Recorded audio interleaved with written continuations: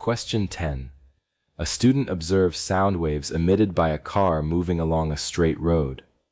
The observed frequency of the sound is lower than the frequency at which the sound was emitted. What could be the reason for this observation? Our understanding of the Doppler effect is tested in this problem. To begin, we will recall a few facts on the Doppler effect.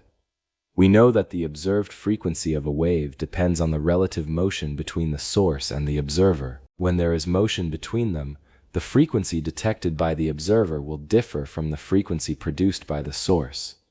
This is the phenomenon known as the Doppler effect. Also, when the source moves towards the observer, the sound wavefronts are compressed. This results in a shorter wavelength, and therefore a higher observed frequency than the emitted frequency. If the source moves away from the observer, the wavefronts become more spread out. This increases the wavelength and causes the observed frequency to decrease. It is important to note that the speed of sound in air remains approximately constant under standard or normal conditions and does not depend on the motion of the source itself. The motion of the car does not change the speed at which sound travels through the air. Instead, it changes the spacing of the wavefronts reaching the observer. Having established the important points, we will now get into the main solution.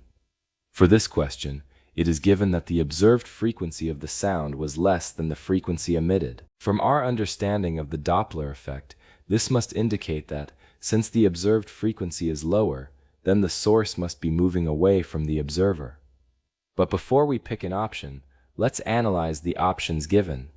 Option A says the car is moving away from the student. This is a case of the source moving away from a stationary observer, and we should expect the observed frequency to be less than the frequency of the source. Therefore, this option is correct. Option B says the car is moving towards the student, but being a case of the source approaching a stationary observer, we should expect the observed frequency to be greater than the frequency of the source. However, this is not what was observed, and so this option is incorrect. Option C says that the speed of sound in air is affected by the motion of the car.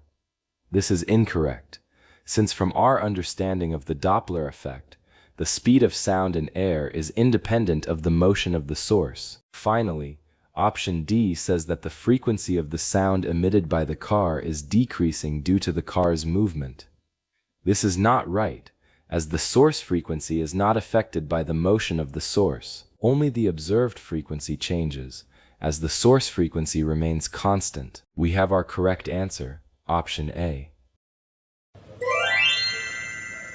Since the observed frequency was less than the source frequency, it follows that the car was moving away from the student.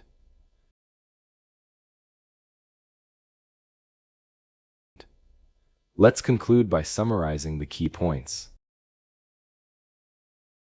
The observed frequency of sound depends on the relative motion between the source and the observer. If the source of the sound moves away from the observed frequency decreases, making the observed frequency less than the source frequency. However, if the source of the sound moves towards the observed frequency increases, making the observed frequency greater than the source frequency. Finally, we have seen that the speed of the sound is approximately constant and does not depend on the motion of the source.